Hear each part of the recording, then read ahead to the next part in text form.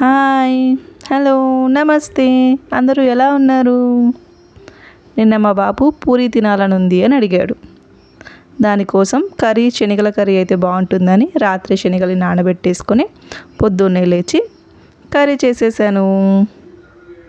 So దానిలోకి వేడి వేడి పూరీలు.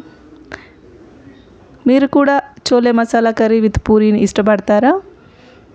ఈ కాంబినేషన్ చాలా బాగుంటుంది. మా ఇంట్లో అందరికీ చాలా చాలా ఇష్టం.